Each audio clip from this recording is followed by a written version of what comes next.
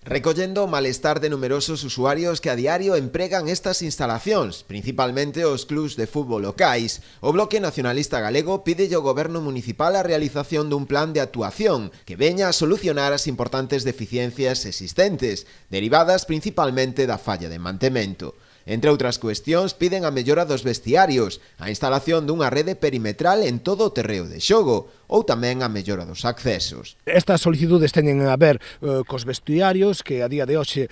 son bastante melloráveis, con unha serie de instalacións ao redor do propio campo de herba artificial que mellorarían a propia instalación, unha zona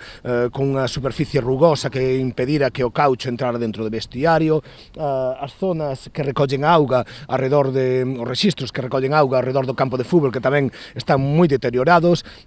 Finalmente consegueuse facer a grada, pero a día de hoxe, coa grada xa construída, sería preciso cambiar os banquillos para os equipos de fútbol a outro lado do campo, que tal como están agora impiden a visión, e sobre todo tamén unha cuestión fundamental e que reclama todo o mundo é por fin dotar a este campo dun peche perimetral que axude a práctica do fútbol e tamén que impida tamén pois escape de pelotas,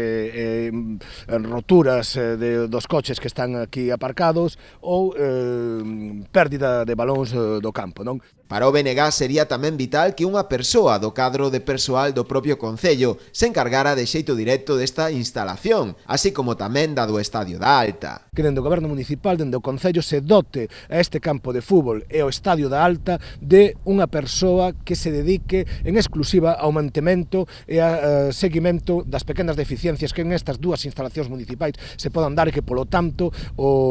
as pequenas cuestións non se agranden e que, polo tanto, podamos manter estas instalacións tan importantes en perfecto estado.